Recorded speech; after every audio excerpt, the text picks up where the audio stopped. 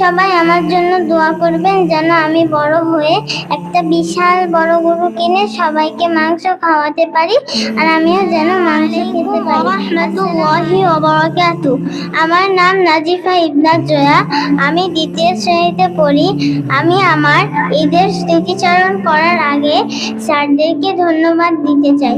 স্যারেরা সত্যি এবার একটি লম্বা ছুটি দিয়েছিলেন। আমি আমার ঈদের ছুটি খুব আনন্দের সাথে কাটিয়েছি। প্রত্যেকবার ঈদের মতো এই ঈদেও আমি রাত্রে মেহেরি পড়েছি, সকালে ঈদগাহ মাঠে ঈদের নামাজ পড়েছি, অনেক সুস্বাদু খাবার খেয়েছি, ঈদের সালামি নিয়েছি। এবার আমার ঈদের সালামি হয়েছে ৪,৩০০ টাকা।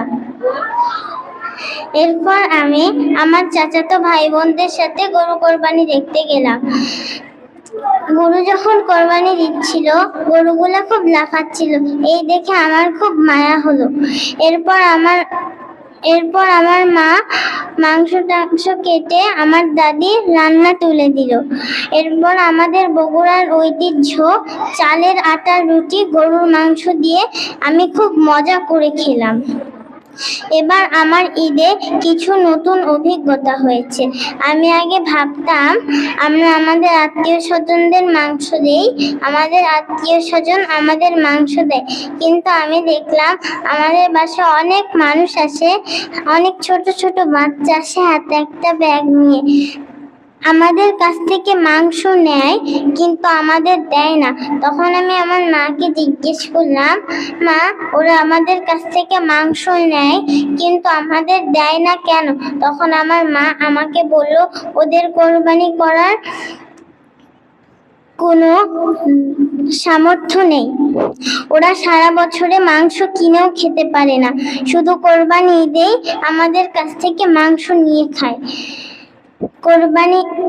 কোরবানি ঈদে আল্লাহর কাছে মানুষের দাওয়াত, তাই যারা কোরবানি দিতে পারে না আমাদের উচিত তাদের কাছে মাংস পৌঁছিয়ে দেওয়া। তখন আমি সিদ্ধান্ত নিলাম আমি বড় হয়ে একটা বিশাল বড় গরু কিনে কোরবানি দিয়ে সবাইকে মাংস খাওয়াবো, আর আমিও মাংস খাবো। সবাই আমার জন্য দোয়া করবেন যেন আমি বড় হয়ে একটা বিশাল বড় গরু কিনে সবাইকে মাংস খাওয়াতে পারি, আর আমিও যেন মাংস খেতে পারি। আসসালামু আলাইকুম ওয়া রাহমাতুল্লাহি ওয়া বারাকাতুহু।